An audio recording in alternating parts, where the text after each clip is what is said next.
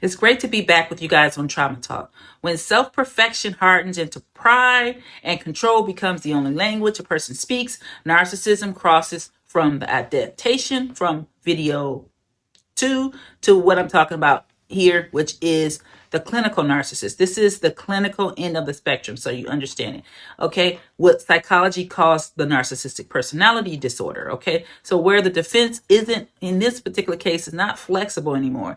It fuses to the identity of the person, and the mindset sounds a little bit like, I'm special, rules don't apply to me, people exist to serve me and my needs, and if someone challenges me, they're the enemy. Okay, immediately. Anyone challenges this personality, then you become the enemy. So these patterns, they begin to erode the empathy and breed the cruelty in the individual. Okay.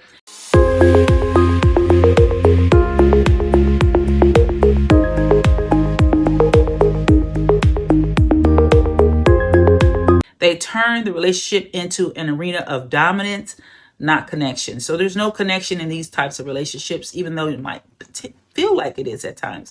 This is where the narcissist becomes emotionally and spiritually abusive, okay? When preserving the ego matters more than preserving love, okay? So in this particular case, typically distortions include grandiosity, I'm better than everyone else, entitlement, I deserve special treatment, projection, you're the problem, not me, provisionism or revisionism, rewriting the story.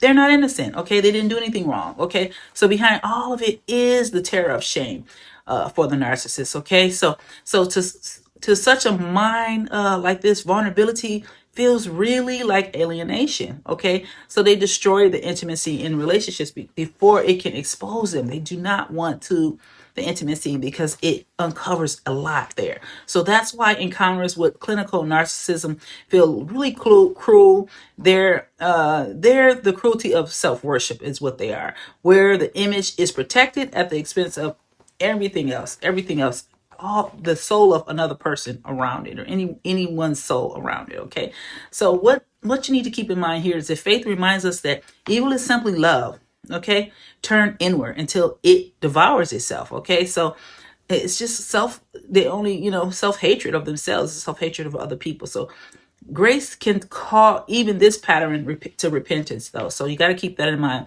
because repentance requires humility. It's very difficult, but it can happen, and defenses can be broken down. But a lot of the times they fear breaking down those defenses. So for healing this level is rare, okay? But it's not impossible. It begins only when the person's world completely collapsed enough to make control unsustainable for them, okay? So control has to become unsustainable. Even then, the work is still going to be fragile. Learning to sit in imperfection without collapse, to face shame without rage, okay? So that's very difficult for them. And for those who endure this cruelty, I want to tell you, the first step here isn't fixing the narcissist, number one. I don't want you to do that. It's reclaiming your own safety and your own sense of truth, okay? Because mercy never asks you to stay where love has been replaced by dominance, okay? So, that I just want to make sure you know that. So not every story ends there, though, okay? So between wounded perfection and outright exploitation lies a wide middle ground, okay, for narcissists, where most people live, okay? They live in that in between spectrum, okay? All right, and still have the capacity to change, okay? So there is some capacity there. Let's talk about that in the gray zone in the next video, okay, number 4, okay? I see you in the next video. Thank you for joining me in Trauma Talks.